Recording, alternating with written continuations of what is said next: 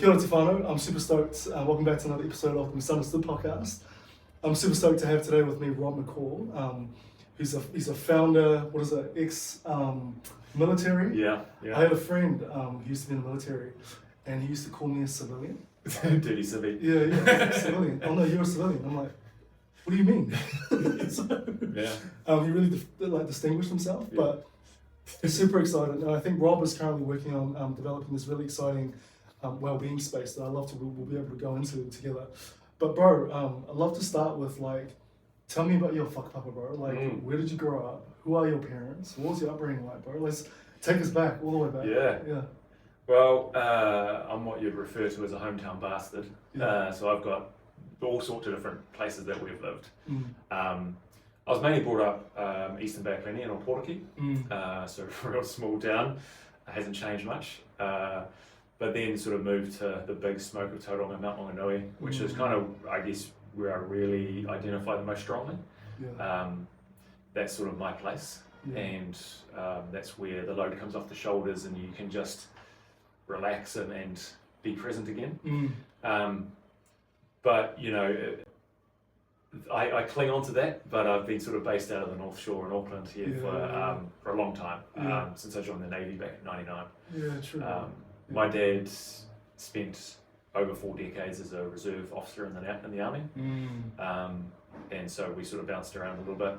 We've lived in the Middle East, we've sort of done all sorts of things, so it was kind of in the blood that I was eventually going to go the military route. When did you see you live in the Middle East, when did you guys go to the Middle East? Were you a young fellow at the time? Yeah, I was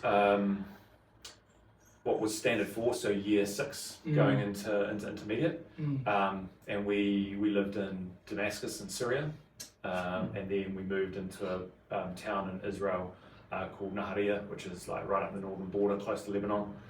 So Dad was working in the United Nations Truce Supervision Organisation, basically looking at making sure that the two sides kept apart from each other, and you saw some pretty outrageous stuff, particularly in Lebanon, where it was still a pretty hot environment. Was Dad working for the military? Yeah. Ah, true. Yeah, so he was an unarmed observer, and he got into some pretty hairy situations there because they weren't allowed to be armed at all. That was part of the thing. And so you're gonna have to explain the ranks of the military for me a little bit, bro. So you've got what is an unarmed observer? What is? So he was a major. Yeah. So a relatively senior officer, and so they had observation posts all along the border of Israel and their neighbours, basically, and their job was to make sure that there weren't more than certain amounts of troops or tanks or different bits of equipment that were moved into the sort of the separation zone between Israel and their neighbours, and that meant going out on patrols and meeting the locals and talking to military commanders and being pretty vulnerable.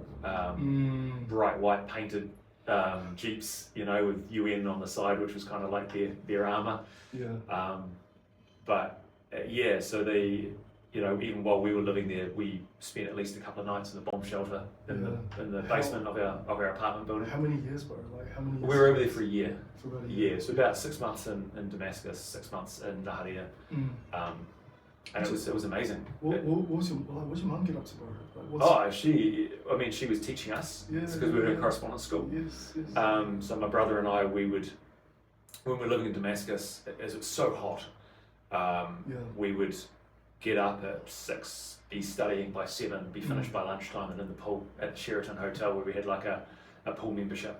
And so all the international kids would go there all afternoon, just hang out in the sun and eat chips and do bombs and muck around. And it was just this strange existence. It was wicked. We were able to travel Syria and stuff before all the troubles, and so some of the sites that we've seen now don't exist anymore. They've been bombed, they've been burned, so it was pretty special. Yeah, bro. Standard 4 is that like year 10? Yeah. Year 11? 6. Oh, year 6. Year 6, so end of primary and into intermediate. That's when we sort of moved around. When we came back I must have gone over when we were intermediate actually. My brother was younger and came back halfway through third form, so year 9 at high school. How, like, I mean, you mentioned that experience for yourself, bro. Like my wife's parents, they're missionaries, and for most of my wife's upbringing, like I think from the age of is it 7 to 13, her entire family moved to Bangladesh. Yeah, wow. There were missionaries there, building schools, helping like write programs and stuff. And normal for her for that 6 years was Bangladesh, like where you've got the biggest economic disparity you ever see. We went when I was when our youngest, about 10 years ago, we went when our youngest was about 1.5. We were there for about, I think it was like about 2 weeks, and man, the amount of it's really confronting, it's really confronting the amount of poverty that there is over there, how much privilege I have to live in a country and out there as well. But we were there was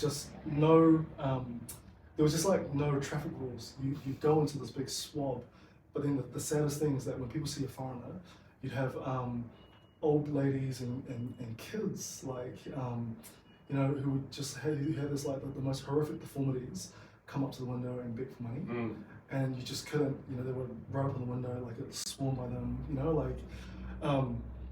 Yeah, it's an interesting experience for my wife. But I mean, what was it like for you? Like to be that age. You mentioned that you loved it, so it must have been a pretty exciting experience. What were some of the lessons, bro, that you had from that period of time in your life? Yeah, it's there's actually parts of my teenage years that I don't remember much of because I got quite a bad concussion playing rugby through high school. Yeah. But what I remember all the big bits, but certainly I remember coming back and having a real trouble adjusting to a normal school day, like not being able to just knock off at lunchtime, and not being able to just study at my own pace because we were smashing it and we were doing really well. Yeah.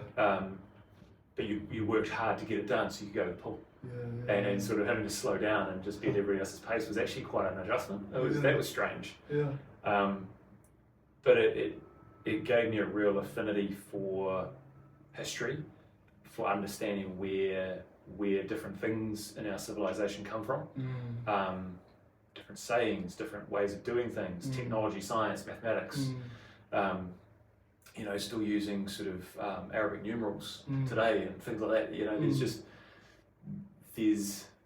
It's the bowl of civilization in so many regards, and so it's quite humbling to literally be laying on your back under a sacrificial stone in the middle of the desert and seeing coloured painting underneath it that's 2,000-3,000 years old, still present, and the only people around you were Bedouin trying to sell you some prayer beads, and then coming back here where even the earliest settlers from Polynesia, you measure in hundreds of years, maybe 1,000. 800 to 1,000. Yeah, but here it's millennia. Yes. And it's such a different, the visible history. Yeah.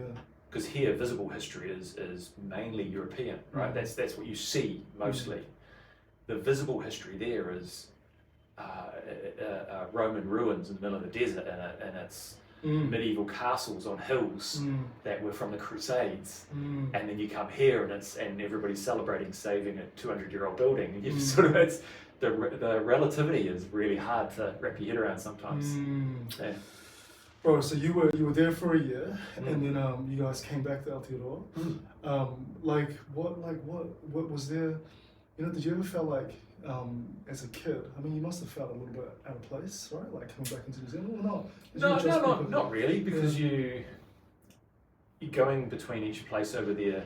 There was a bunch of other kids of the other UN officers that were there, and so you actually had to be pretty adaptable to make new friends, and people were cycling in and out all the time, going back home or coming in from their countries, and so I guess if nothing else, it actually taught you to be quite flexible and being able to just establish relationships with people, and that's something that I use today. Being able to go into a room and make connections and being able to connect with people and doing that in a meaningful but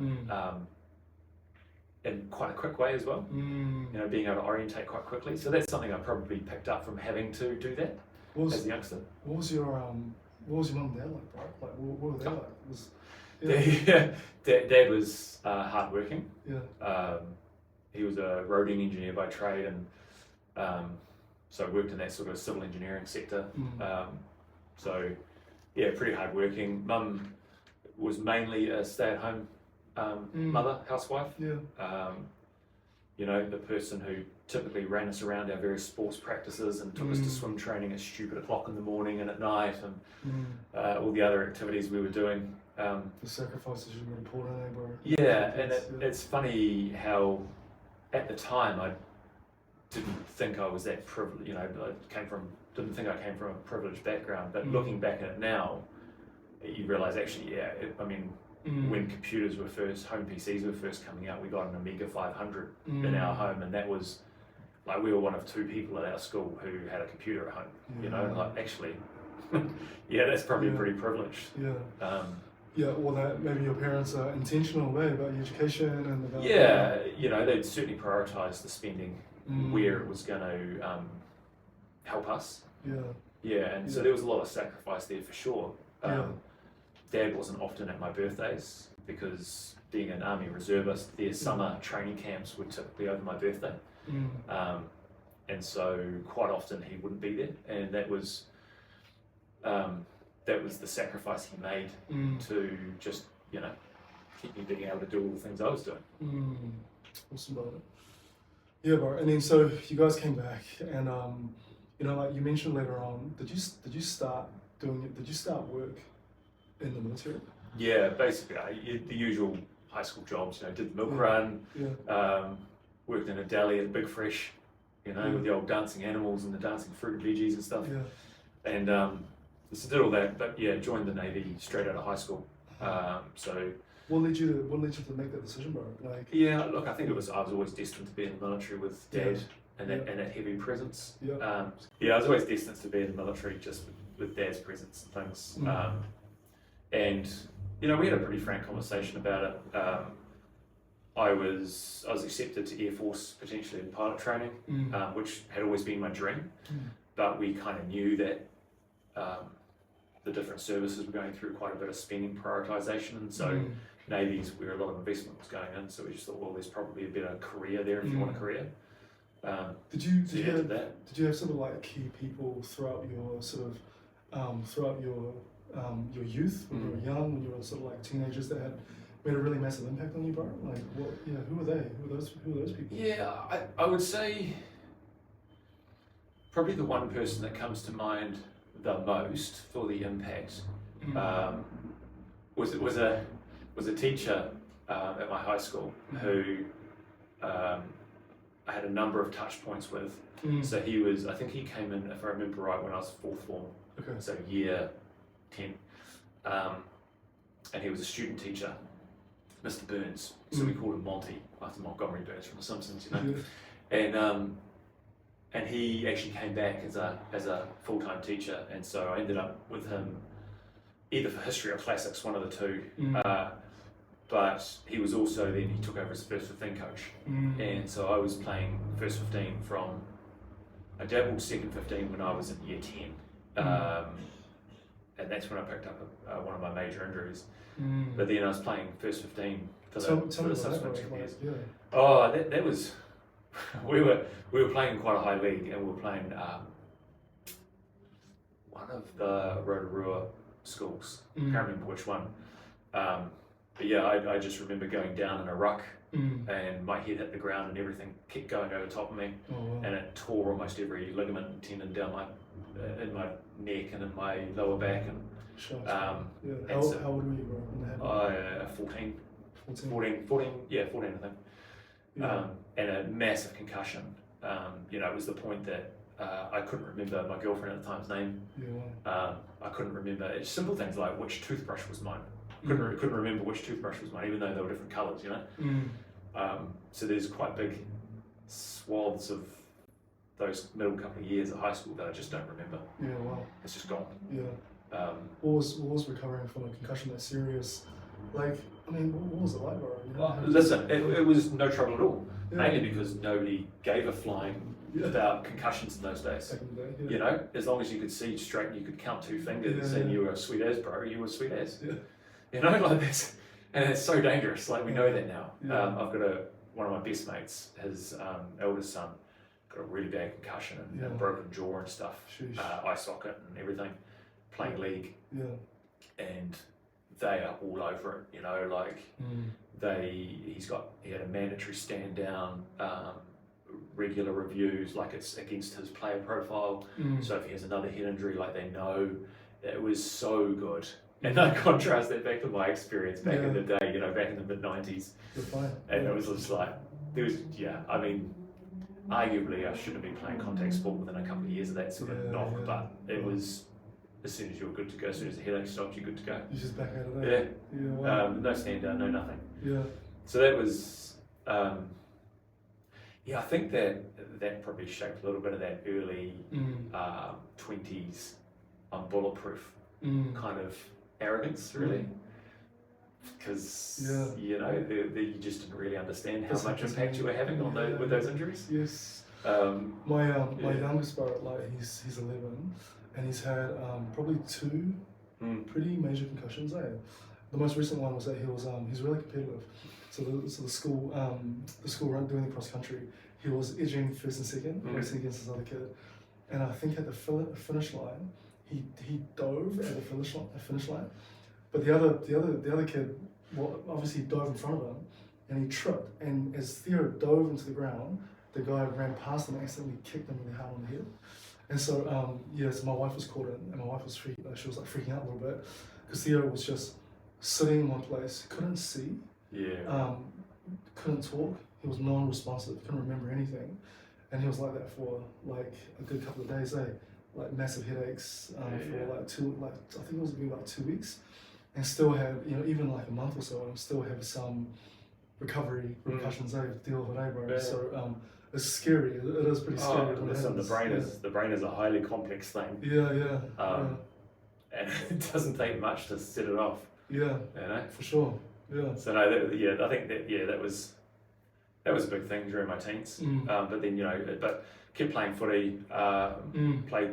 Was captain of the first 15. You know, all that usual kind of stuff. But yeah, on Monty, on Mr. Burns, he was. There were some real rock stars in the first 15 when I was just on the cusp of it, and but they were the sort of athletes who, you know they're good and they can't be told anything else. Uncoachable. And he just got rid of them. He scorched earth the team and started fresh. Like got rid of most of the 7 formers, brought in all the 6 formers, myself included, because he was like, no, this is not the culture we want here. And so his real work at being a culture guardian, like establishing, having the bravery, having the courage to tell all these parents and the school funders and all these people, no, well, this is not the way we want to do things, and having the stones to stick that out and to stick, like, and we were highly successful. Like we were in the 2nd grade regional comp, and when we won that outright, and so the next year they got elevated to the top, you know, to the premier level, and but it was because of the culture. And that's what I took away from him, was just his, and he was tiny, like he, you know, even when I was 7th form, he came up to my nipples maybe, but he carried such a mana with him that. Because that's what he brought in. That's what he brought with him. That's what he expected. But that's what he gave back too. I'm a big follower of NBA. Yeah, yes. And did you watch that Last Dance, the Michael Jordan documentary? No. Yeah, it's like the life of Michael Jordan and the Chicago Bulls in the 90s, 1991 to 98, where they won the 6 championships.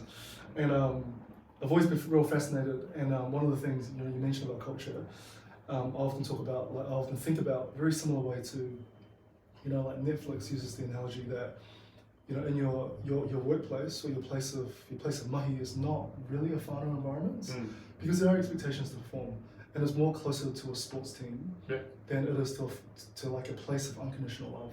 There is conditions because everyone involved, if I don't perform, if the rest of the team don't perform, we don't succeed, we lose, we don't exist, right? But I mean, it sounds to me, bro, that you had sort of this moment where you had this journey playing rugby with Monty that has had some kind of an impact. Like, what was the locker room conversations like? What was the culture like? And what you would have been, what, 16, 17? Yeah, right? 16, like, 17, yeah. What were you exposed to, bro, that, you know, that from the sounds of it has helped shaped you today? Yeah, I think it was just the way that respect and that culture was not only expected from us as players, but it was given back to us. And it's something that I take. I do a lot of youth coaching in basketball. I play, having not really played the game in my youth, it's something I'm trying my hardest not to coach this year because it's just so busy. But I've been coaching for the last 7 years straight, and there's only one team rule that we ever have. We only ever have one rule, and it's respect. You know, you respect yourselves as players, as young athletes. You respect each other. You respect the game. You respect the coach, and I give that back to you too, and I respect you. What does it look like for a player to outwork respect in that regard, bro? Yeah. And like, what does it look like for you as a coach to give respect as well? Yeah. Like, No, totally. So, you know, for me as a coach, and for me as any kind of leader, frankly, it means that when I'm turning up to something, I'm prepared. I'm on time, I'm prepared, you have my full attention. You know, one of the first things I did when I rocked in was made sure I turned my Bluetooth off so that my watch isn't buzzing away and I'm getting distracted by other things because I'm here, I'm present with you. And so, you know, that's how respect gets played back. And so, you know, if I'm going to a coaching session, if I'm coaching somebody in leadership, if I'm coaching somebody on the court or in the field, that's what I'm doing. I'm not doing 17 other things at the same time. That's what I'm doing. I'm present and I'm being mindful in what I'm doing. I'm being purposeful. So that's, you know, so I'm always there. I'm always prepared. I have a plan. And, you know, one of the we play a lot with Harvard basketball and they have this thing, EGB, energy generating behaviors. Okay, interesting. That's their thing. Yeah. And so it's about recognizing the good. I mean, gosh, tell me about energizing. You teach a dog the same way. Yeah. You don't necessarily punish the bad, but you reward the good. Yes. Yeah. So you're emphasizing the positive behaviors, and it's not the things like, yes, you scored those points. It's, I saw you hustling to dive on that ball. I saw you driving up court. Yes. I saw you, whatever you're trying to establish, whether it's outlets, whether it's the passing outlets up the court. I saw you using your outlets. And that's what you're cheering from the sideline, not, you scored 2 points. You slotted that 3. I mean, yes, you're going to get that. Yes. But it's if everyone gets that. That's right. But if the focus is taking the ball up strong, then your whole bench, when somebody does that, your whole bench gets up and flexes and goes, yeah, we saw you taking the ball up strong. Yes. It's reinforcing those good behaviours. Not picking on the negatives, because it's so easy to dive into this is what we're doing wrong, whether it's on the court, in business, in life. It's so hard to not do that with your kids in the evening. You haven't cleaned your room, you haven't made your bed, you haven't done the dishes. Hey, I saw how you made your bed this morning. Thanks so much. That was awesome. Thank you for doing that. And off they run and go and fold their washing, you know? But it's the same thing. And so so Monty's thing was playing that back. You know, we would have no more than 3 things we were focusing on in a game. Science tells us we can remember 3 things. Interesting. Science tells us we can remember 3 things. It's easy to remember 3 things. We can always reinforce it. When you hear motivational speakers, they'll always reinforce a topic 3 times. And so we would never have more than 3 things we were focusing on the court or on the field. And that way we could remember what we were trying to do. And they were the things that always played back. Interesting, bro. So, and if you weren't doing those things, that got corrected. And if you were doing those things, it was celebrated. We're jumping in and out of time, but I'm really fascinated, bro. So you mentioned, like, because it is true, right? Like, I think I've been reading a lot about, like, businesses and brands that are really successful in the past. And often they talk about, in marketing, you only give, like, what is the one thing that they're going to remember your brand by? Like, do you in your life now follow a similar philosophy? Like, do you have, like, do you have something similar yourself? Like, do you, when you plan out your day, given how hectic it is, bro, to be a founder of a business, like, how do you make it work for yourself? And how do you apply that yourself? Yeah, it's a really interesting question because, as you know, in this life that we're leading, that we're choosing to lead, that we have the privilege of chasing. No 2 days are the same. And you are pulled from pillar to post. Everybody demands your attention all the time. And it's actually really hard. Sometimes, you get up one day and you've got a list of things that you want to achieve, and you get to none of them. And that same list is there again tomorrow and the next day, because you're just playing whack-a-mole, dealing with the arisings. And what I often find is actually I have to force myself to do less to do more. And that's how I'm increasingly finding myself being able to get through the mountain of pressures and tensions. Before we started, I was reflecting on it's been a bit of a rough week this week with lots of setbacks. And when I woke up at silly o'clock this morning with the heart racing and the stress and not being able to get myself back to sleep, the option was, cool, I'll get up, I'll take the dog, and I'm going to go down the beach and watch the sunrise. Because I'm moving my body, I'm able to reset, I'm able to think, get rid of all the chaff, get rid of all the stuff that is just filling your mind that actually is not controllable. It's going to play out over the next wee while, just give it time. You've got people already on that, you don't need to stress about it, wait until they give you the feedback, trust your team. What do I actually need to focus on? What can I actually control or influence now that's actually going to have an outcome? And then focusing on those 3 or 4 things, I read this book by Gary Keller, and it's called One Thing. And he talks about the science behind like this thought exercise that if you hit the domino effect, if every piece of domino was twice the size before, I think it was like in a very countable number of dominoes, the distance will reach between the Earth and to the Moon. And if you topple over the smallest domino, the domino effect, the energy that you output through here, based on the effort, is magnitude is higher, and it can topple over the entire, the size of an Eiffel Tower plus, right?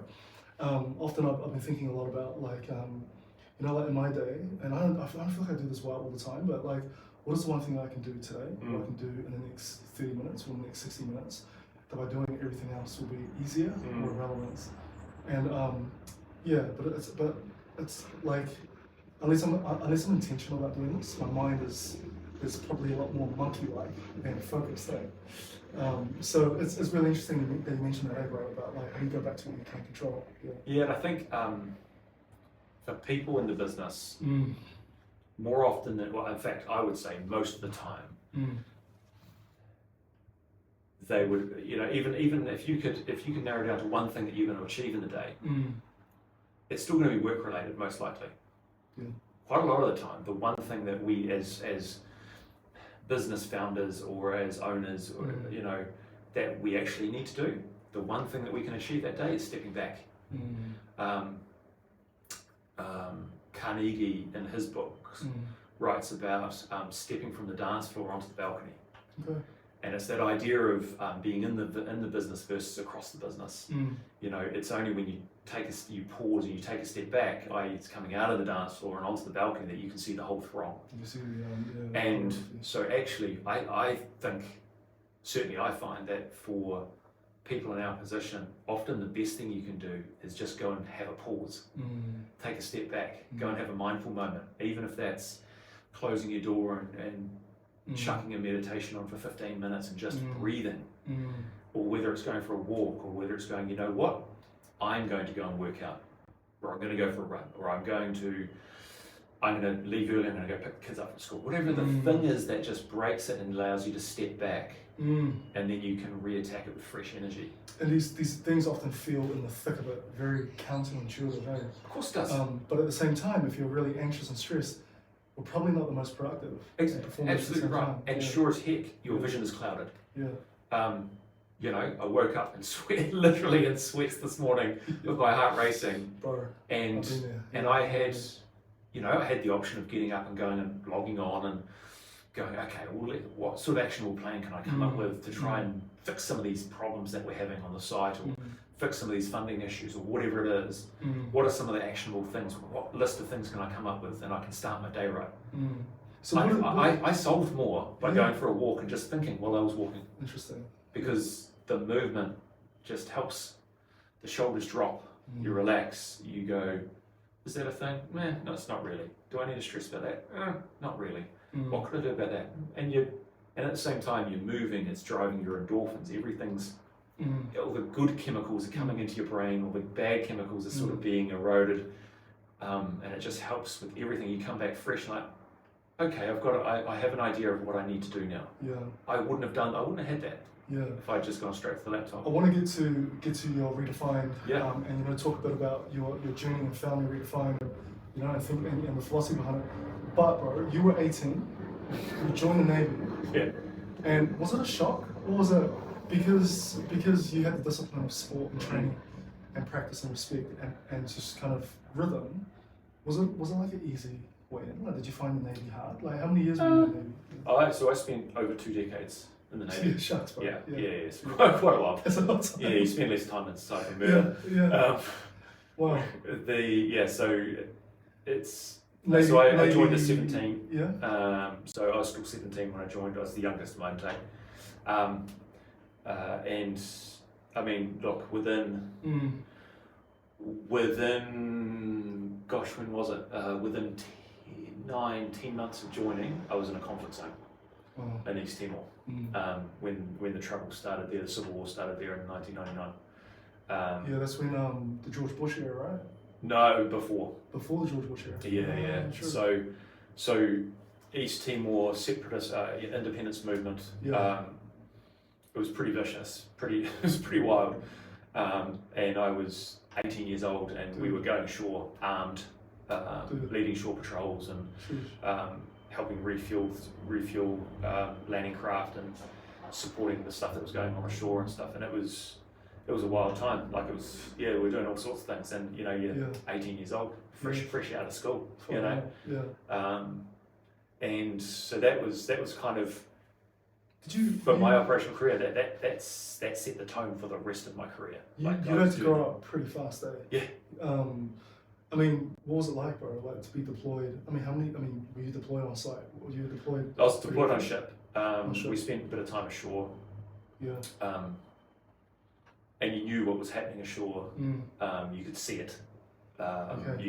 We went ashore a few times, and you know, out to different parts of where the New Zealand contingents were and things, and you saw some of the impacts of the militias and the pro-Indonesian militias and what they were doing. It was some pretty vicious stuff. You know, people missing limbs and piles of bodies and things. Sheesh. And you know, there was a very real threat. We didn't know what the Indonesians were going to do, what the Indonesian military was going to do at that time. During my officer training, we had an Indonesian officer called Dina Manapong, who was on with us. He was loaned over, and he was on our officer training. And during one of our specialist training courses after our initial training, because of the trouble, he got sent home. Okay. We sort of cut a few ties, and so he got sent home. We were in Suai, where a big part of the New Zealand contingent was, and we were ashore there, and we were taken to this bridge which sort of denoted the border between what was then sort of our controlled East Timor and Indonesia. And we were standing there, and this Indonesian officer walked up the bridge, and we had this standing joke during our officer training that he would, whenever he was grumpy with somebody, he would say, "Hey, Miko, I kill you. There was just a standing thing, there wasn't any bones in it. Yeah. And I hear this yelling from across the bridge, "Hey, Miko, I kill you." And so I responded to that in kind, as we would, because that was Bina. Yeah. Yeah, that didn't sit well with the army captain who was in charge of the checkpoint there. He was not amused. But it was just this kind of, strange, lighthearted moment in amongst all the seriousness. You know, it was just, and you know, that's how my career then proceeded. We were on operations all the time and going and doing things all the time. How many years were you just like in operations as regular service bro? So in my 21 years, I think I counted 8 years outside of New Zealand on operations. Wow. So twice to East Timor, 3 times to the Gulf, Middle East. Spent a couple of summers in Antarctica. I was captain of a ship, chasing poachers and things down there. And then operations around Southeast Asia, and I was seconded to the UK. My third operation, I was in Sicily on September 11 with a UK task force, and we got actioned from Sicily, rendezvoused with a whole group of other assets, and went through the Suez Canal, all at action stations, bullets and guns everywhere. The usual kind of dignitaries and niceties were done away with. It was all helmets and Kevlar, and we deployed into the northern Gulf and Arabian Sea, right through the initial invasion of Afghanistan, and supporting all of that, and doing a lot of interdiction work, because we thought the intelligence was that the Taliban leadership would try and escape by sea into some of the countries to the south. And so our job was to interdict everything that we saw, and search everybody, search everything. And that was tippity tip of the sphere kind of things. And it was great fun. But can I ask you a real personal question? Go on. Like, did you ever have to take someone's life? No. No way. No. Wow. I was gonna say that. Not personally. Not personally. Not personally. Yeah. But there's been a couple of things I've done that people have ended up at the wrong end of things with. Like, how do you? I mean, I suppose when you're in service and you're in the military, it's part of the job. This is the goal. This is the work that has to be done. When you, I mean, you were such a young fella. You're 18. You're early 20s. You're out sort of in this kind of this war zone or operational zone. When you see that level of like violence and war, like what? I mean, like, does it traumatize you, or like how have you over the years processed those moments, or was it kind of just, this is the job I've got to do, I need to do this really well, like? Yeah, look, I mean, I'm not for a moment going to suggest that we were in the thick of it in Fallujah or anything like that. That wasn't what we were doing. Most of what you do in operations is boring as all hell. And then there's these little snippets of absolute excitement. And I use the term excitement. But it's long periods away, and that's a whole nother stressor in itself. The longest deployment I think I've done is 8 months without getting anywhere near home. And that has massive impact. You become so institutionalized to not only the service, but the situation, and being on high alert for so long. It takes a long time to come down from that, and it's something that the defence was never. They're much better now, but it wasn't a strong point, and so there was very much this work hard, play even harder kind of mentality, and alcohol was a huge part of that. And some people couldn't adjust, didn't adjust. Some people are absolutely fine, and some people kind of shift in between that.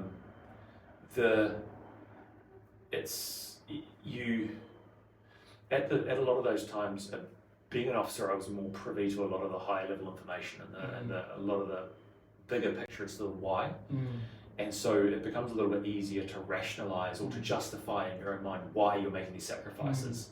So I would spend months and months away from my then wife and kids, but I would be justifying that I'm doing something bigger, I'm doing something that's important. In hindsight, I lost sight of what was actually important, which was at home, and I was at times making excuses to go away on multiple operations because that was the fun, because that's what you, it would be like trying to convince an All Black reserve not to step on the field. What? You train and train and train for that. That's what you do. you get the opportunity to deploy, you go. You know, that's it what comes you at a do. cost, as well. Huge Massive personal cost, massive, Yeah. massive.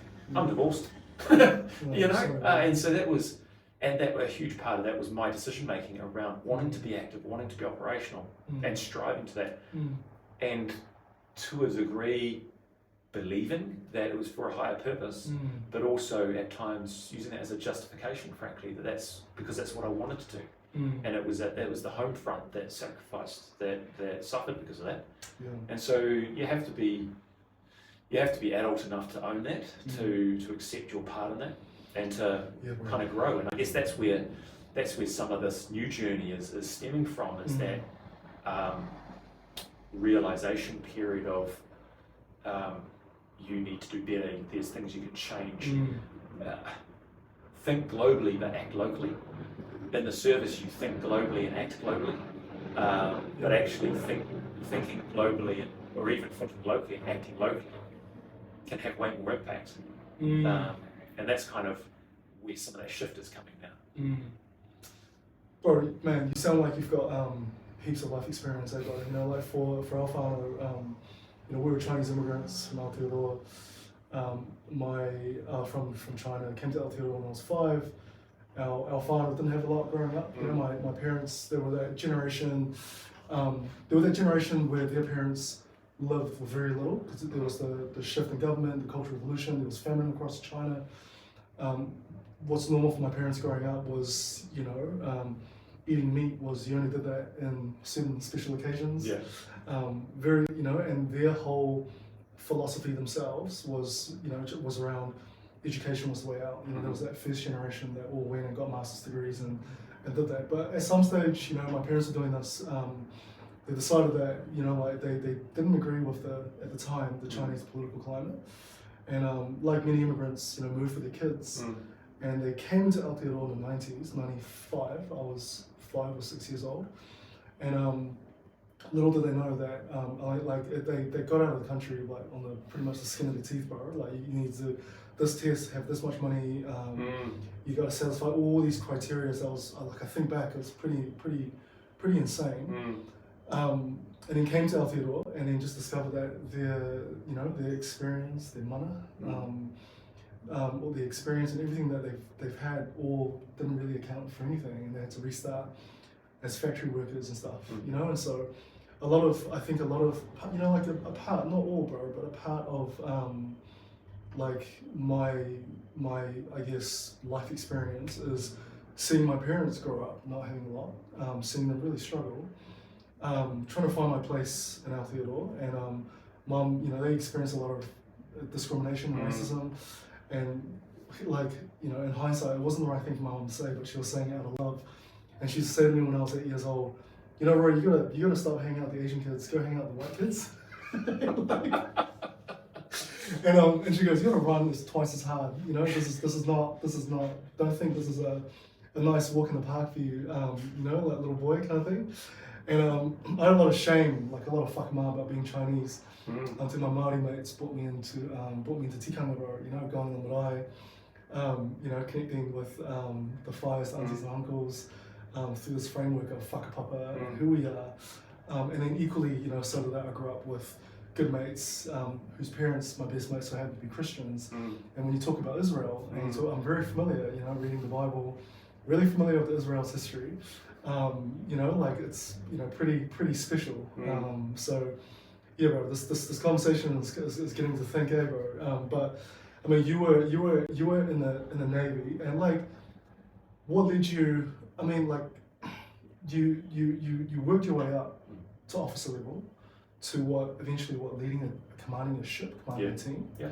Like, why did you do that? What was the journey to doing that? Like, you know, like what's yeah, where did that come from, bro? Yeah, so I mean, I joined straight in as an officer, they call them midshipman, but an officer cadet. And so then it was just sort of progression through. I was lucky early, like, so leading up to September 11th, I was actually I was seconded to the UK, to a destroyer over there, and because I was the throwaway Kiwi, I got to do all the fun stuff. Okay. So I got sent on the Commando Boarding Officers course with the Royal Marine Commandos. And I got in with that crowd and did a whole bunch of stuff. Fast roping out of helicopters, close quarter battle, close quarter shooting, counter IED training, so learning how to find and deal with bombs and stuff. And that was wicked fun. You know, I was 19, 20 years old doing boys' own stuff. You know, it was awesome. And I would never give that up. Even if I had to do my time again, I'd do it all again. Despite all the injuries and the sore back and sore knees and ankles now. I'd do it all again, because that was what led to a whole bunch of the operational experience I had, which is where you really learn a lot about yourself. And there were a couple of sort of higher level special bits of work that I did while I was in the UK, which did involve some pretty kinetic activity, which was great fun. It was also very scary, and certainly saw people that were at the wrong end of that particular sphere. And you know, me joining them in my journey to whatever lies beneath, whatever lies beyond, was measured in inches a couple of times. So that was wicked. I mean, it was dangerous, but it's exactly, you know, you ask any elite sports person what it was like when they got to take that court for the first time in that big game. Same thing. I notice the way you talk about. I notice the way that you talk about Navy, and you talk about operations and danger.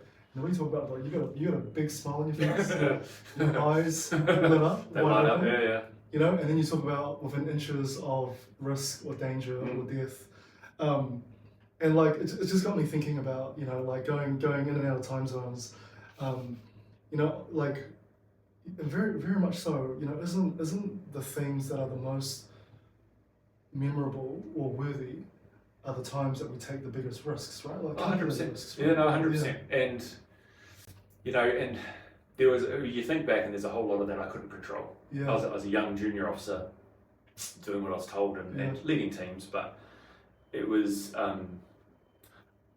think it's because you put so much of yourself out there, you commit your whole body, being, spirit, psyche to doing the thing, and then you get to do the thing for real, and you're tested, and you're either found wanting or not, and there's no truer test than, and that doesn't have to be at the pointy end of a spear. You know, that can be, you know, like in this business journey. Am I going all chips on the table here? You know, and or do I not want to take this risk? And you know, am I willing to put it all out there for what could be? Am I willing to start again if it all goes belly up? It's the same kinds of things. And again, it's the same kind of things. Sometimes you can control all of it, sometimes you can't. Sometimes it's a little bit of luck, sometimes it's not. Those few inches, that was luck, you know? But it's a very similar thing.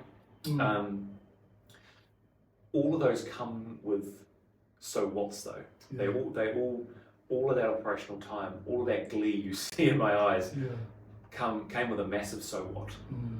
And that was later on in my career. You know, I jumped through the hoops. I became a specialist warfare officer. I was a navigator. I was a navigation instructor. I navigated ships around the world, using the stars, using the sun, the moon, you know, to within a few miles kind of thing. Without using instruments? Using sextants and things like that, and using longhand spherical trig and working it all out and reducing it down. Just like Cook would have done back in the day, except our clocks were more accurate, so it's a little bit more accurate. So, you know, did all those things, which meant I was more deployable, more operationally available all the time. That all came crashing down in 2018 when I suffered depression. True. And so everything just came back to me. Everything was falling apart at home, and I went really dark, real quick. Arguably, it was probably, you could probably see the building blocks for a long time. But yeah, it got to a really dark place, and that's that was the lighting of the fuse for me to leave the Navy in 2019. Because so that the medical system, they absolutely can't fault them. You know, they wrap the care around, but the system as a whole, my peers, my seniors, you could count on one hand how many of them were actually genuinely wanted to wrap that care around, and how many of them saw you as an inconvenience because you're not operationally available anymore. Yeah, true. Suddenly this person who goes on every deployment, is available for every posting, is now not. That's inconvenient. There's not a bum to put in that seat. Yeah. And that would have been such a cost for you, given that that's been your whole life. Totally. And there's a real sense of betrayal. So not only was I unwell, really unwell, but the thing that I had, so I was unwell because, you know, my marriage was falling over, and I couldn't control it, and I'd been able to control all of these things in my life and be able to have tangible outcomes, and I just couldn't understand why I was feeling sad and angry all the time, why I was tired all the time, and it just kept getting worse. And what made it even worse was, you know, some of the peers and the seniors just really not having my back, and then realizing that I'm not, this isn't part of me anymore. I was just a number to fill an outcome. You know, there wasn't that genuine care of me, Rob the human. There was a genuine care that Lieutenant Commander McCaw could fill that billet. And that's what really shaped the change in how I saw myself. In the military, it's very easy to define yourself by what you wear on your chest, your medal ribbons, your qualifications, your commendations, your rank. You can read somebody like a CV. You read their chest like a CV. Where have they deployed? What missions have they been on? Have they seen operations? Have they not? How long have they been in? What specialist skills do they have? You read their CV, and often, sometimes that's not a good thing to do, because you kind of count people out just as much as you count them in. But so it took a long time for me to change how I saw myself and change my identity. Of course. So that was probably the hardest part of that transition. How did you do that, bro? How did you get yourself out of a pretty tough place? How did you do that? How did you, changing your identity is perhaps one of the hardest things to do for anyone, right? Like, especially if you're given 21 years in your entire life, you sacrifice a lot into doing it, in your reflections, rightly or wrongly so. How did you get yourself out of that place, bro? Yeah, how did you reorientate your identity? Yeah, so to get myself out of it took a lot of professional help. Okay,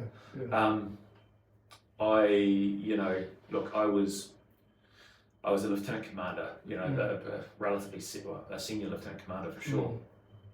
Warfare qualified in multiple domains, 5 operational services, had been a ship captain of 2 ships. Had so more sea days than most people. Genuinely was achieving mastery of my domain. Had excelled in various courses, and was genuinely good at what I did. And it was a really interesting experience to go through, to be able to stop and put my hand up and say, I need help. That was hard. That was really hard, because there was so much shame and so much negativity around those people who did. Mental health, yeah, true. And like, you're weak. How can you be an operator if you're weak? How can I trust you downrange if you're weak? And it's such a load of bollocks. It's such drivel. You're strong. You're stronger if you put your hand up. And so, the reality was, I got so tired. I was, I likened to having to put a mask on every day. Every day I had to put on my I'm okay mask. And that meant I was using all of my faculties to focus on maintaining this mask so that people didn't ask me how I was doing that day, because I didn't want to have to answer them truthfully. Didn't have the energy for it. Yeah. That by the end of the day, I'd take that mask off and be exhausted. Yeah. Absolutely drained. Yeah. And then I was a bitter husband, a grumpy dad. I was shit to be around. Really was. I get it, eh? And so that it was that fatigue. It was just genuinely getting to the end of it. And actually, it was staring down the barrel of losing my marriage, which is what prompted me to put my hand up. And I did it to somebody I trusted within the medical fraternity, and they sprung into action and helped out. But changing that identity was really hard. And I think where I am now, I still did all of those things that I did. I still earned all of those medals that I have. I still have put all those things on Anzac Day, although I kind of still feel a little bit strange about that. But that's not who I am. Who I am is a dad, a loving partner. I'm a business owner. I'm a basketball coach. Yeah, so, making that transition. I'll do that bit, I'll do that. Yeah, you do your bit again, bro. Yeah, so making that transition, now I am not those things. I have done those things. I've got those medals, I've got those awards, I've got all those citations on my wall, but that's not who I am.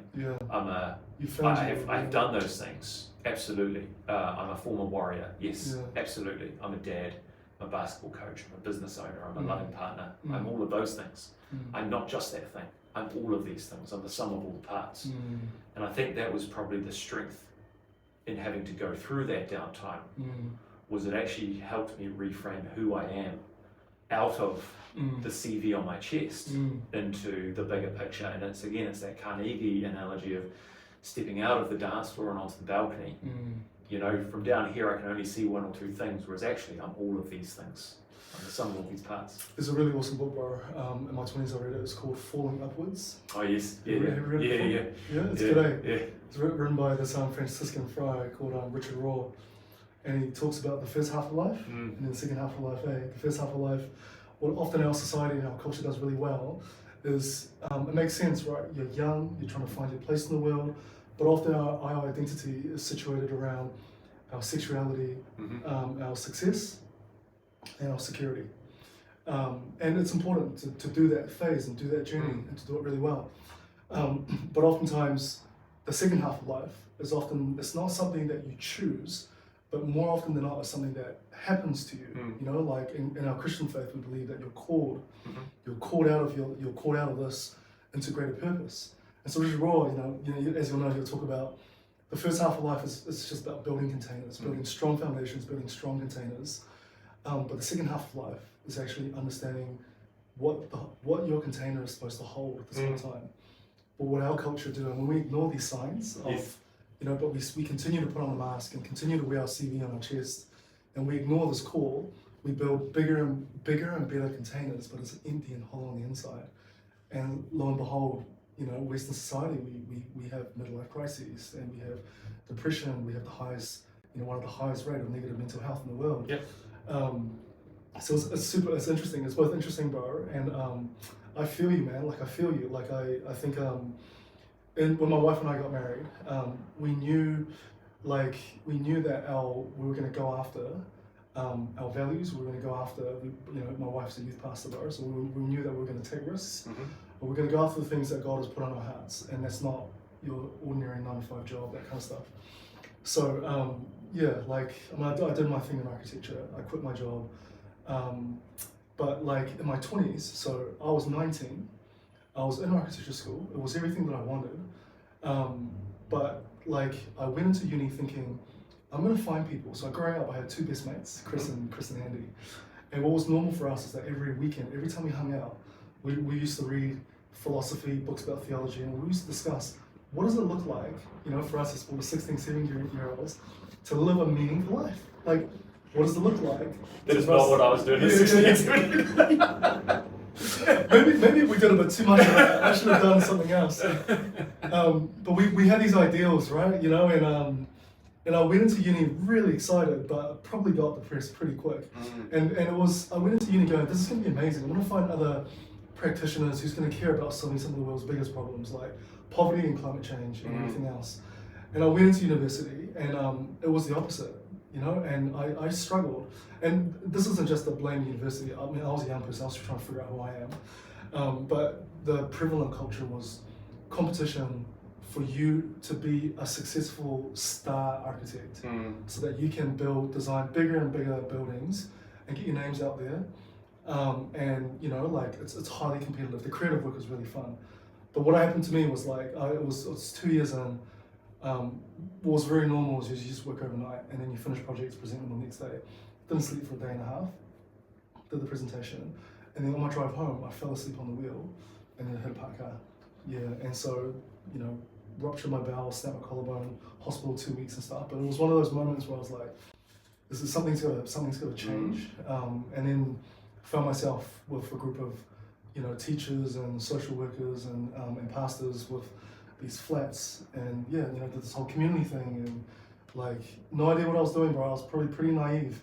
You know, I'm 20, I'm here to like help change people's lives, you know, like walking that mindset, right?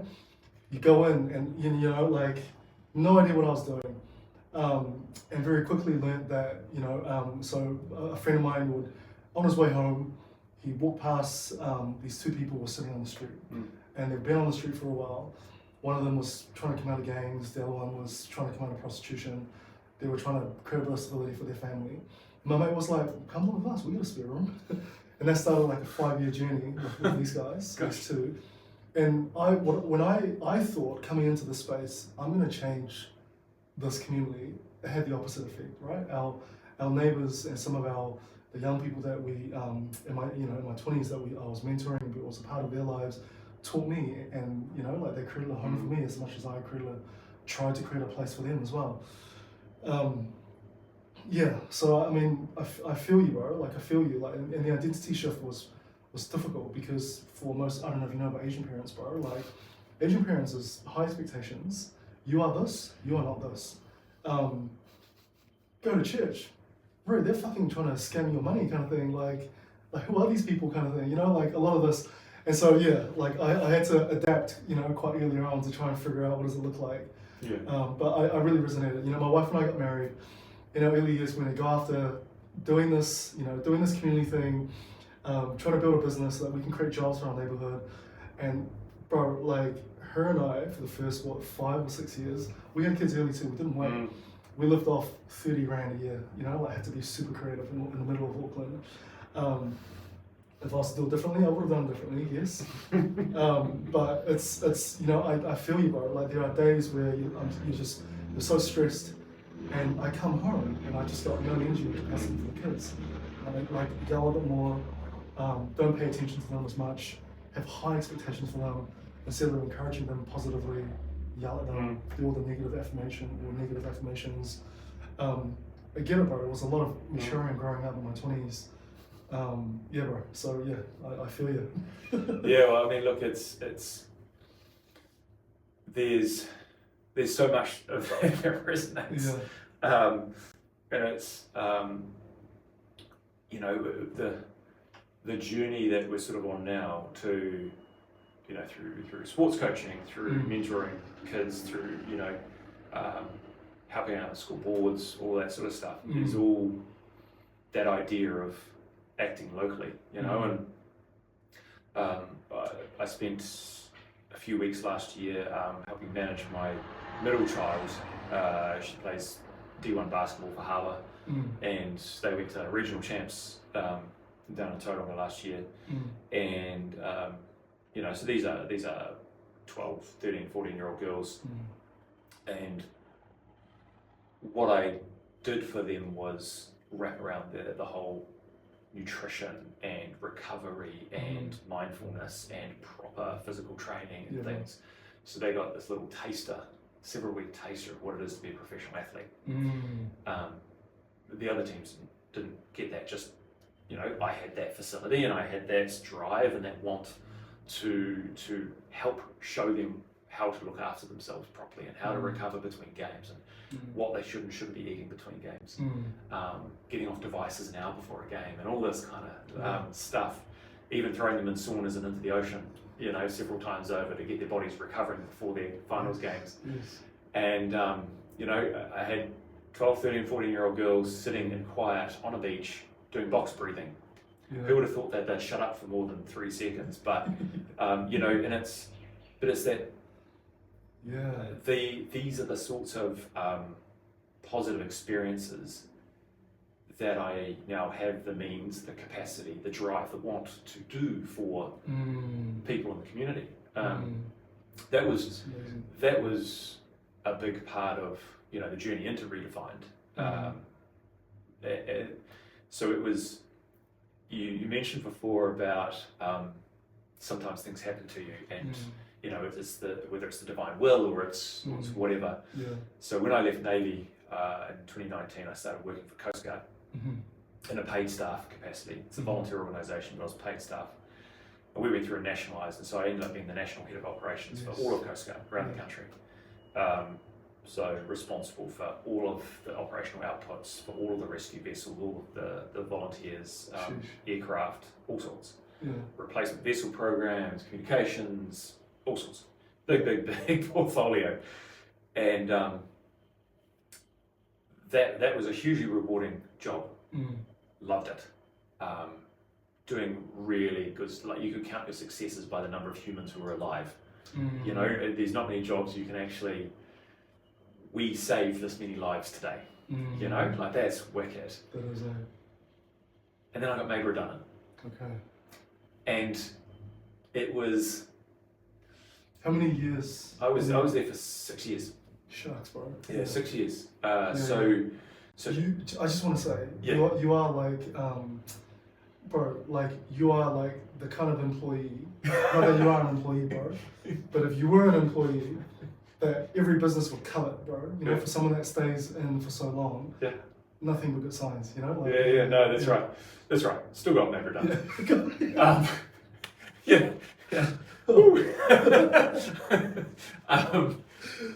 So that was, gosh, 25. Another life moment, eh, bro? Yeah, totally. And so,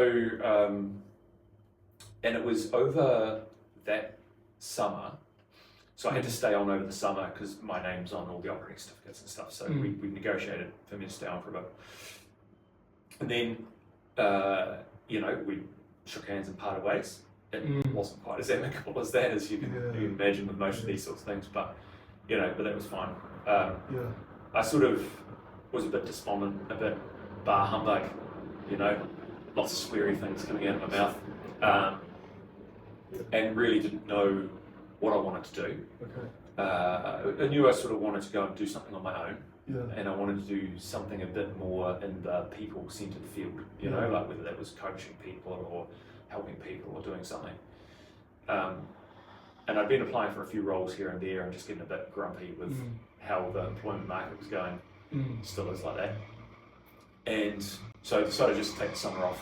And not look for anything, just stop and just enjoy summer, be present with the kids. You said this was last year? Yeah. Oh wow. Yeah. Okay. And my partner Lucy, she follows Redefined, the parent brand down in Papua, created by a guy called Jimmy August, and he had just got the business to the point where he wanted to try and grow, and so he had put a post out about, hey, we're looking to expand the footprint. You know, if you want to sort of pick up, you know, get a territory and grow our brand and get in touch.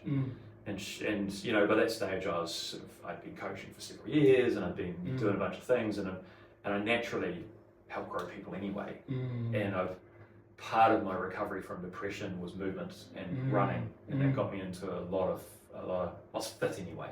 Interesting. From what I was doing, but it was conscious fitness that helped my mental recovery.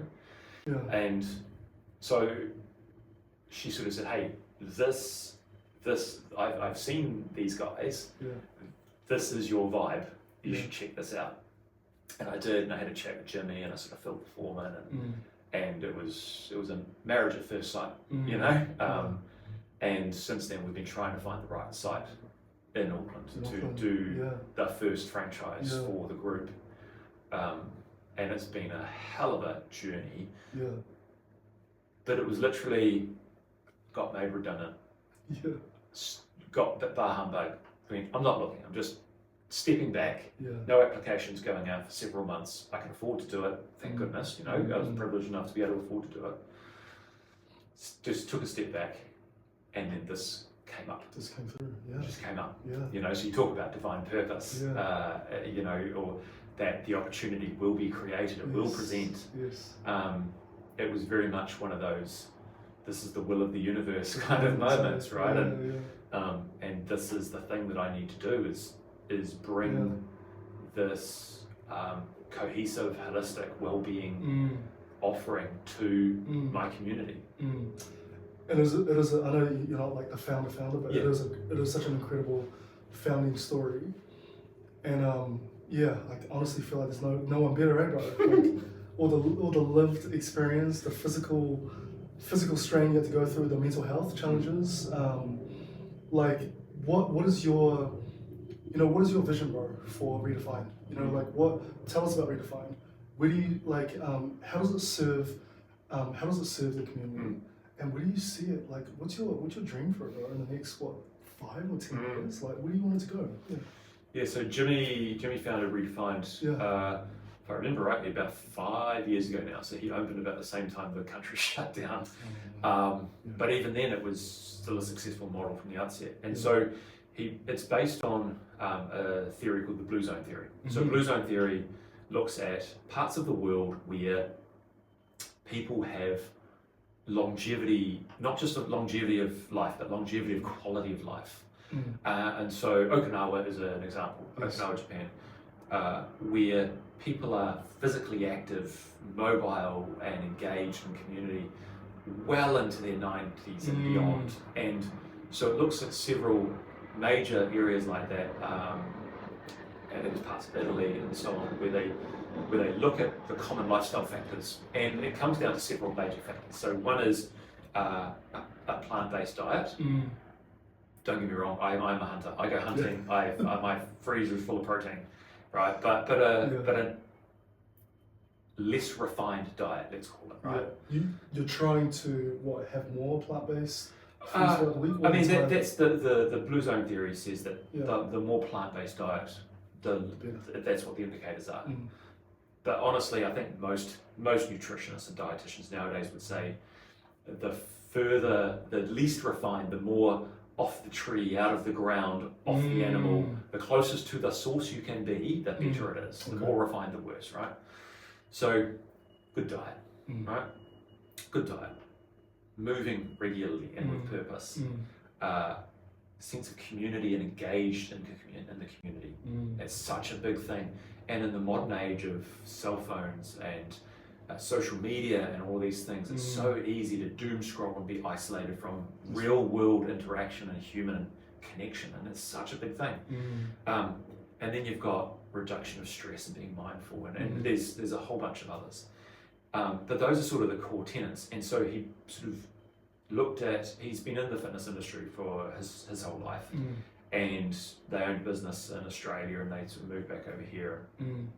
And it's kind of centered around that. If you look at the pure business model, it's not one mode of working out. F45 boomed, and now it's busting because it's one mode of working out. High intensity interval training, right? And you see people going sort of down trends of reformer Pilates and yoga and high intensity and free weights, and depends which way the wind blows sometimes. And so the reality is all of those things are good for you as long as you're doing a nice mix of all of these things and you're not doing just one modality. And so the business model is to bring all those modalities under one roof so that you can do all of the things. And depending what injuries you're carrying, where you're at in your life journey, what you want to achieve out of your well-being, you can do all or none or less or more or whatever. But it's then coupling that with recovery So it's your sauna and ice bath and massage and compression therapy and things like that. But we also then look to bring together actual health practitioners as well. So whether that is hands-on massage or preventative therapies, whether that is physio, osteo, acupuncture, nutrition, counselling. Pat Mole's now got a GP, a holistic GP, who is in clinic, I think, 1 day a week now. So we're really trying to create a place that can take you on your well-being journey for life. And unless you need probably a GP or a surgeon or something very specific, we could probably look after you. It's like a holistic sort of a well-being center, wellness centre. Yeah, and it doesn't matter whether you're injured or not, or well, or whether you want to dabble in that or do several different things. Yeah. We've got you. Yeah. Who was it for? It's for everybody. Okay. Everybody. So the mothership, as I refer to it, down in Papamoa, they have everything from a middle of the morning reformer Pilates move class, which is typically is for older folk, and it's getting moving and it's keeping limber and it's things like that. But they also run workshops for 13, 14-year-olds to do box fit type stuff, and to bring them together and have a sense of community. Jimmy, in the past for Men's Health Week, has brought a cohort of men in who might not have had the means to join that sort of health club before, and brought them in for a month. But the caveat was they had to work out a certain number of times a week, and one of those times was a Friday night with him in the studio. And so it got people who might otherwise have been spending their Friday nights doing different things. They might not have been so productive. It brought them together. It created this cohort of people who were changing themselves. And so, look, on the core of it, to take a pure business lens to it, it's a premium holistic health offering and well-being and gym offering, right? That's the business of it. But I'm not even in operation yet, and I've already been giving the same service for free to a bunch of teenagers for a regional sports comp. I go in and give my time to coach and develop youth sports teams. Jimmy's doing all of that kind of stuff in the community. They've previously sponsored local football teams and things as well. The idea is that it is, yes, it has to stand up as a business. Of course it does, right? It's still got to be able to stand on its own. You can't just give indeterminately. But the moment we can give, we give. And that's one of the big things of it. So it's for everybody, and there's two measures I have of success in the next few years. I absolutely want to grow. I want to grow. Ambitious is not a wrong thing. I mean, trying to do for the right reasons. That's right. And look, I want to grow across Tamaki Makaurau. That's my patch. I want to. This is my backyard. Even all the way down here in the Taui. This is still my hood, right? And this is where I want to be. This is the community. The Tamaki Makaurau is the community that is, if it's not looked after me while I've been here, it's looked after my whānau when I've been deployed. So sure as heck I want to give back to that. It is the place that my kids have predominantly been born and brought up. It's where they're schooling, where they're sporting, where they're living. So this is my place, and I want to have more of that. Amazing. So that's definitely a thing. But I think, I guess more on a human lens, my measure of success for the brand in Tamaki Makaurau is if somebody comes into one of my centres and they walk out with the hope that they can reclaim their sense of physical well-being, mental well-being, place, belonging, any or all of those elements. If they can walk out of one of my centres with one of those, hopefully all of them, enhanced, that's a success. That's what I want to be able to achieve. I want to create a place for the future versions of people who struggle like when I did. They have a place to go where they can get well, can move, can be present, and can be part of a community. That's right. it's beautiful, bro. And I can see from your You heart. got me. Yeah. I can see from your heart, bro. This is, this is often a lot more than just a business that's generating revenue. There's a purpose behind it. I can see how this makes so much sense for you, bro, and that you're doing this and why you'll be so good at it too. I think absolutely incredible story, bro. Like I'm genuinely inspired, man. Like I tell you what, bro. Like the start of January. Like I have moments, hey, bro, throughout the year, and sometimes I look back at the end of the year.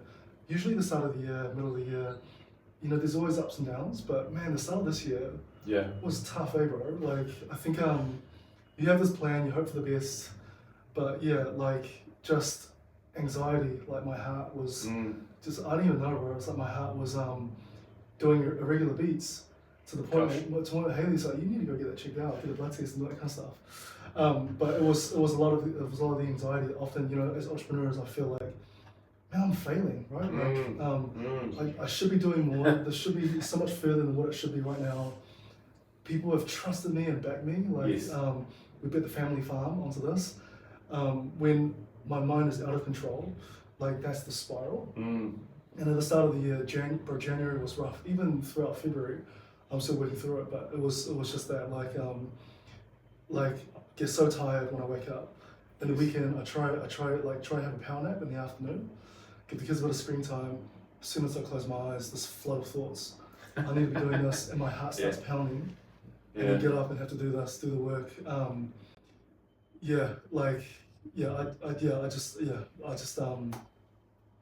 I feel you, bro. It's tough, and I think last year, my father-in-law was looking at some research and was saying like last year, for Aotearoa, it was the record number of business shutdowns since the 2008 depression. Right? Like pretty rugged, eh? Yeah, look, costs are out of control. We're seeing that now, like we're pushing up to tender this week. And we've already had QSs go over and you get the numbers back and you're like, that's a factor of 60% higher than expected. And it's really hard not to spiral. And it's interesting, and I don't know what your experience is with your parents in this regard. My parents, my dad in particular, very conservative, very what are you going to do if you sell the house? Because I'm funding this myself, and so I'm literally bidding the house on it. All chips are on the table, and he's like, he's. I think I'm just trying to moderate it a little bit. He's very worried. He's anxious for you. And he's because his thing is, you could easily be a CE of a company by now, or a COO or whatever. You should be doing that. You shouldn't be touching the home. Once you get out of the housing market, you'll never get back in. All of these sorts of things. The housing market's the most important thing. And when you have that in the background, and then you hit these speed bumps, and you go, "What the fuck am I doing? Why am I risking all of this? Like I don't have a mortgage. I could easily be in a job paying good six figures.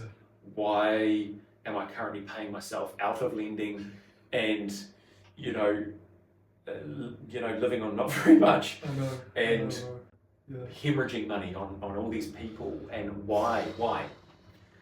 And I think there's a couple of things I refer back to. One is, every year my partner and I, we sit down and we do a goal session. And we have a quad. It's a military thing, a quad slide. And we have relationship, well-being, financial. Gosh, now I can't remember the fourth one. But we basically, and then we split into what's short-term, mid-term, long-term, and then we compare notes, right? And then we align stuff, and then the commitment is that we support each other on our goals, we hold each other accountable, and we make sure that our long-term goals are lined up, that we're whatever we might be achieving. Because she lives in Tauranga, I live here, and so it's an interesting dynamic, one that we work on really hard, and but we both want this financial independence, and we want the ability, if we want to retire early, to be able to spend more time that potentially our parents didn't spend as much with us when we were kids. Invest the time where it's wanted, where it's needed. And so that, the only way to achieve that sort of financial independence is business ownership. So I always refer back to that as a that's not my North Star, but that's certainly, that's up there. But the other big one for me is, as leaders, it's not good enough for us to tell people what to believe or what to follow. We have to live it, we have to show it, we have to demonstrate it, we have to genuinely embrace it and embody it. 100%. And if I'm going to encourage my kids to take that shot, to take that risk, yes, you could go and get a scholarship playing ball in the States. Have at it. Put yourself out there. Who am I to say those things if I'm not putting myself out there? If I'm not taking those risks? I want to show them it's okay to take big risks. I won't be endangering them, but it's okay to take those risks, and it's okay to fail and start again. But you are absolutely okay to take those risks, and I will always have your back. 100%. And if I want them to genuinely believe that, I have to actually personify that. I have to do it. And so those are the two things that I keep referring myself back to every time I get that nag in my ear. Why are you risking it? My friends, it's very you're hard. really brave. You're so brave. I wouldn't be doing that. Oh no, I could never. And that just adds that doubt. I just refer back to those two things. We want financial independence. That's a thing. So this is a business. It's going to get there. But it's a meaningful business, and it's one that can give back. And it shows my kids it's okay to take a risk. They don't have to conform. They don't have to stick in that status quo. They can put themselves out there. Be the fucking tall poppy. Screw everybody else. Be the tall poppy. Be the tallest nail. Let them hammer you down. Don't be an arrogant egg. But don't be afraid to be head and shoulders above everybody else. That's okay. Keep the Kiwi values while you're doing it. I love it, bro. I love it.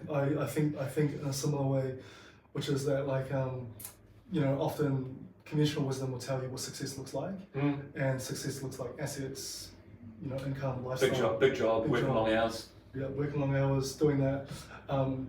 It often, success also looks like a forward trajectory where it only does this, but that's not real life at all.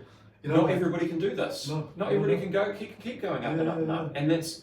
And I think we've, if somebody is getting that next position, there are several others who don't. And so you're absolutely right. I think it's an American methodology. It is. Where you climb the corporate ladder and all these things. If I was to, let's say everything goes belly up and I can't execute here. Because it's a possibility.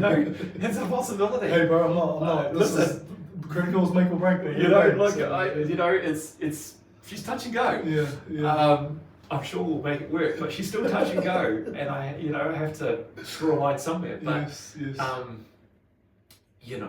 if I was to start again, I don't think I would go and strive for the big top jobs. Because the sacrifice of doing those things, what you have to give up to do them, is giving up the things. I literally went through depression to discover that I need in my life, and that's being able to spend time with the kids, being the dad who's at every sideline for every sport, unless I'm away. I'm always there. I'm able to help. I'm there to support when they come home with school drama or friend drama or whatever it is. That's who I aspire to be, and I'm not going to sacrifice that. I go back? And that's the I don't know if irony is the right word, but that's kind of the irony, right? With this life that you've chosen now, with the path of, this isn't really about entrepreneurship for you. This is about your 4 quadrants. You're taking an intergenerational view about your future.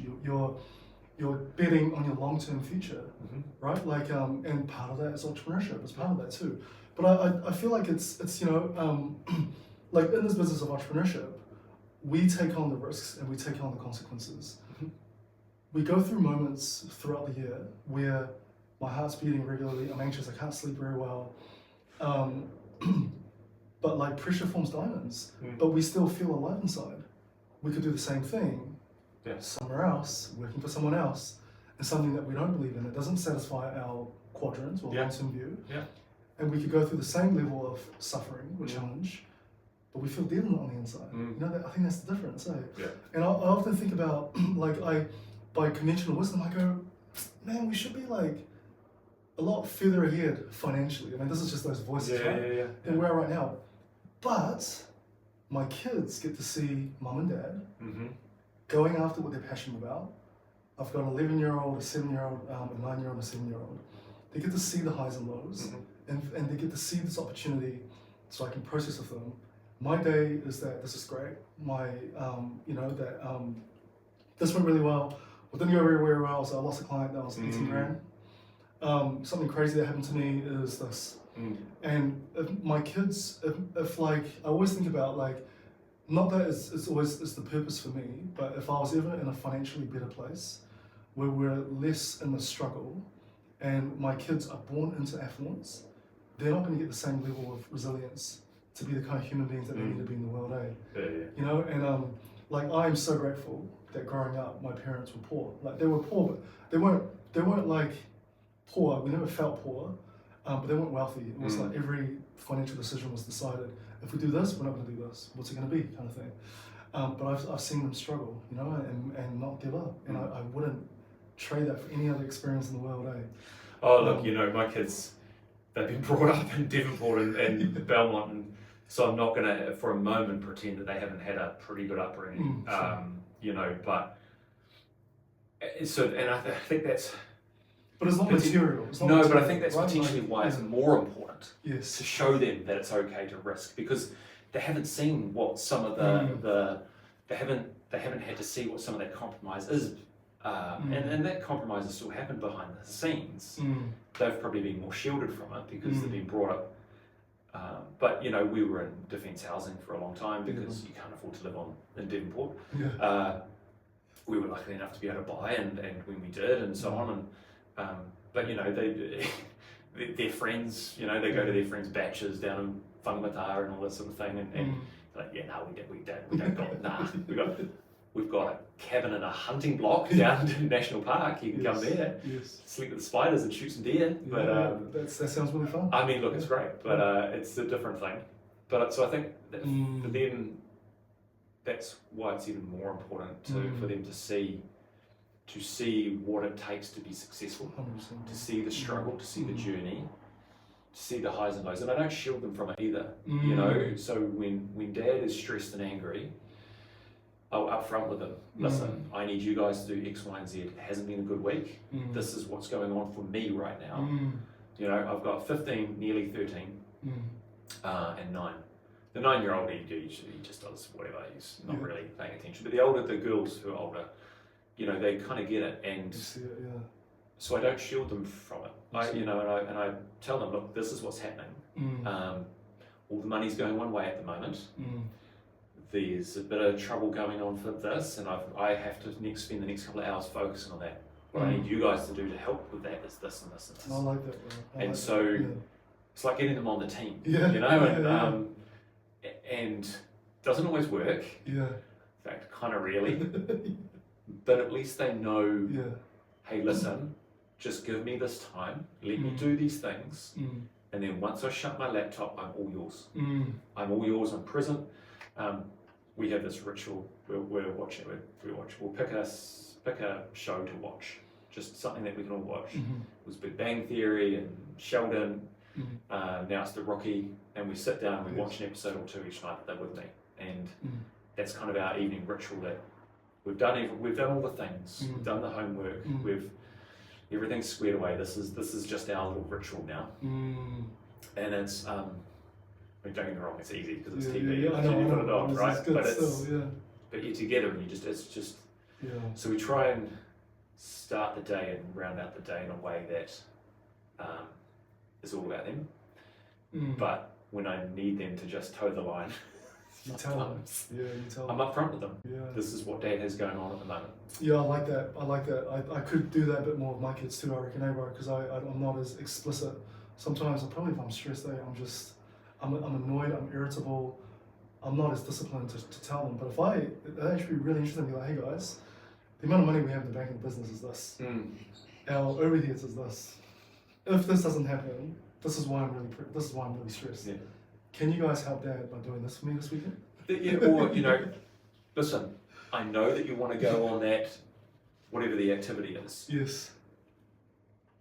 I've just explained to you Yeah. that money's only going one way at the moment, and I need to be a bit careful because I've got some big things coming up, some big unknowns. Let's have this conversation in another week's time, okay? But it just gives them the context, because otherwise it's, they just want. It's just one a day. You know? Yeah. And it just gets them on the team. But it helps teach them, I think. Yeah. Honestly, bro, I could talk to you forever. My last two questions for you. Go. It's part of the same question, but it's kind of two parts. But like the first one is that like if you could go back, pick a point in time for you as a kid, as a primary teenager, or early military, early Navy years. If you were to go back and give yourself some advice as a kid, what would that be? And if you had one piece of advice that you give to your kids, what would that be? Yeah. It's interesting the going back in time thing. Yeah. I'm a big advocate of the butterfly effect. Yes. And so my partner has often said to me, if you could go back and do your time again, what would you change? Because you went through a really dark time and it was hard, and your marriage fell apart and that was hard, and all of these, and the natural instinct is I'd go back and change some things and protect myself, right?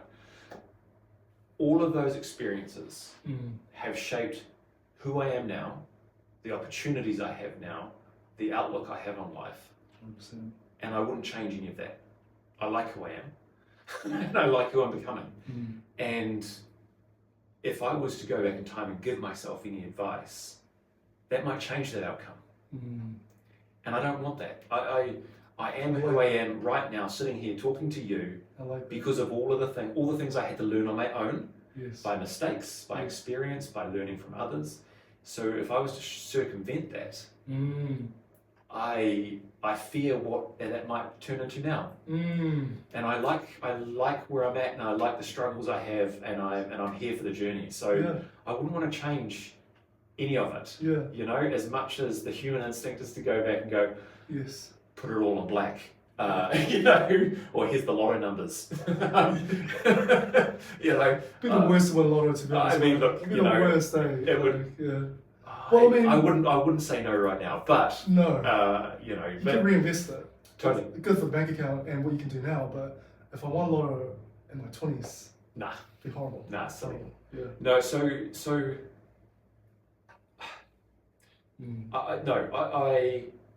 If anything, maybe I would like to have gone on this journey earlier. So maybe, if anything, it might have been take the risk. Don't be afraid to take the risk early. But again, would I then be approaching this project from the same level of experience base and the same trials and tribulations that I've had? Might I have not learned the things that I had to learn while I was at Coast Guard or in the Navy or in that relationship or whatever it was? So I think that's, I would fight every bone of my body to not have that opportunity because it's shaped everything now. What about your kids, bro? Yeah, but look, my kids, it is, don't be afraid to take the risk. Put yourself out there. The worst thing that can happen is you'll fail. Okay. And if you've done the work between now and when you're taking those risks, then you've probably got something to fall back on. You're a smart kid. You've got me as a support network. You've got your mum. You've got our respective partners and so on. You've got grandparents and stuff like. Don't be afraid to take the risk. You've always got something to come back to.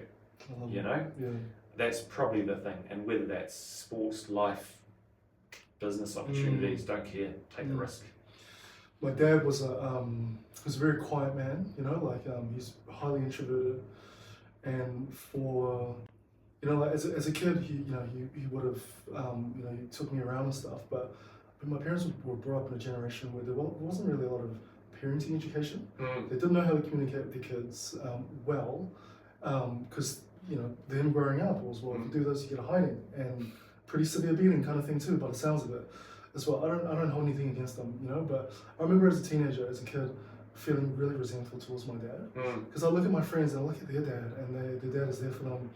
They were wrestling together, that kind of stuff. They can be there and process and talk to them and stuff.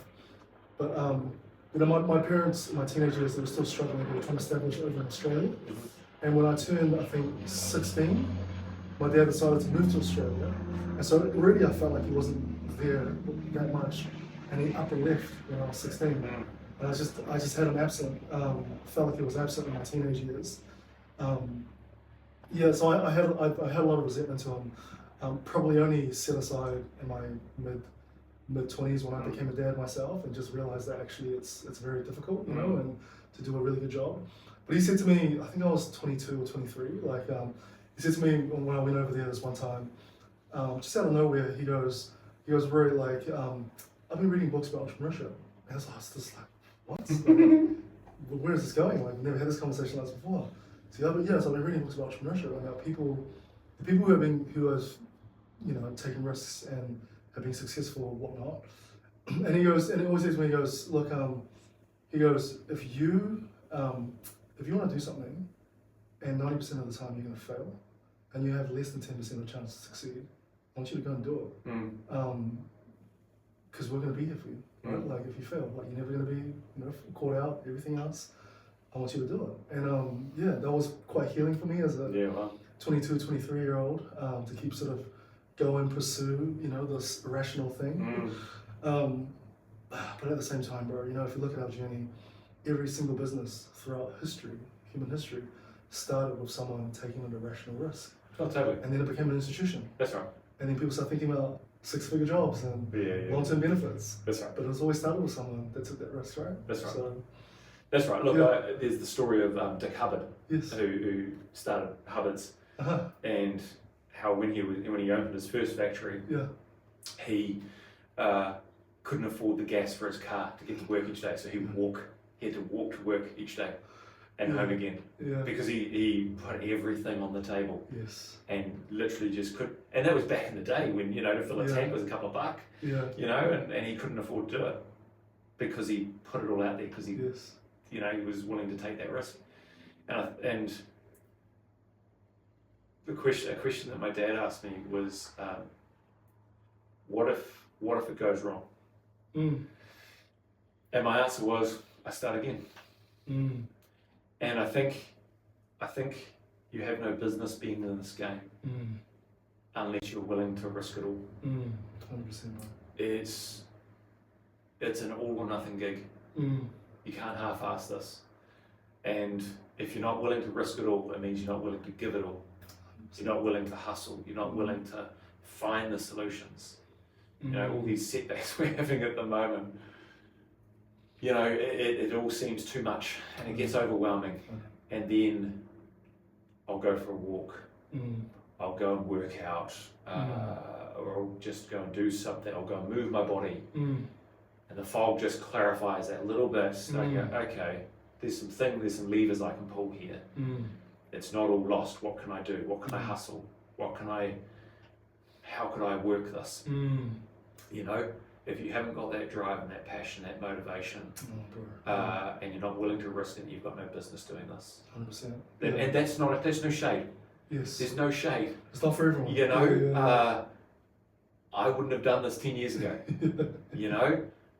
Had my Devonport villa, had my wife and at that stage 2 kids, 1 on the way. It was, you wouldn't take that risk.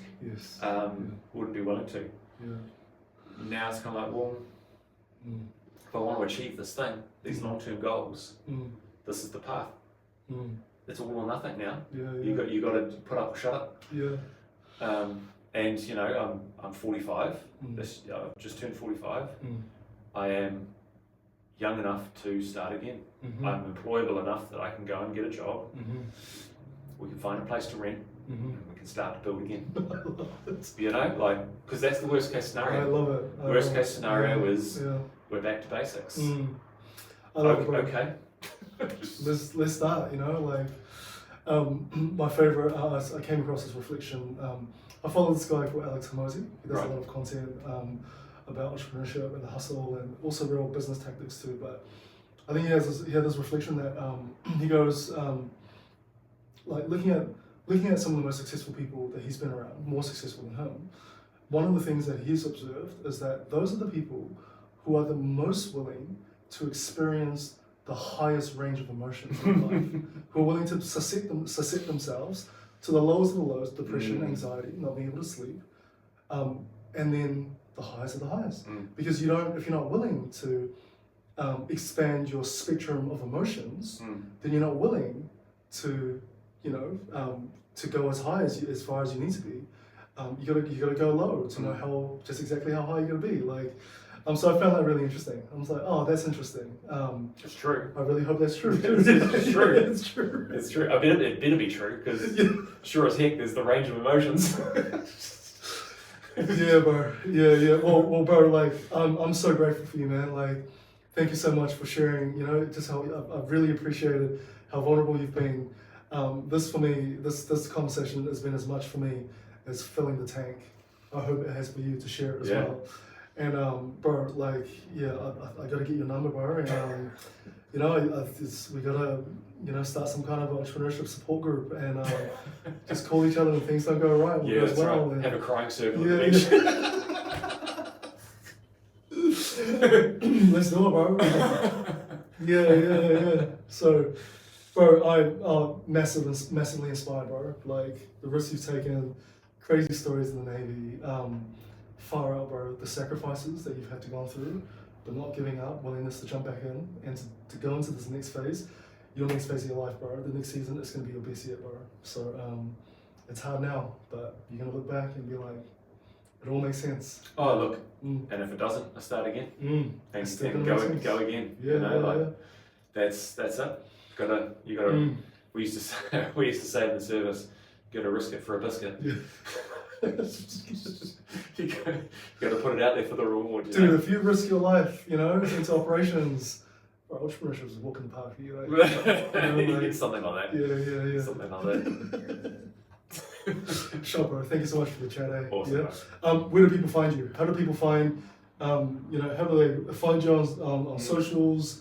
How do they discover more about Redefine? Where do they go? Yeah, so we're across every social platform. Awesome. So Redefine, @Redefine Takapuna. You can find us on Instagram. That's probably the easiest. We've got our journey there. And the mothership's available on Instagram as well. They're on TikTok, YouTube, we're on Facebook, we're everywhere. Bro. Yeah. Beautiful. Well, good to see you, bro.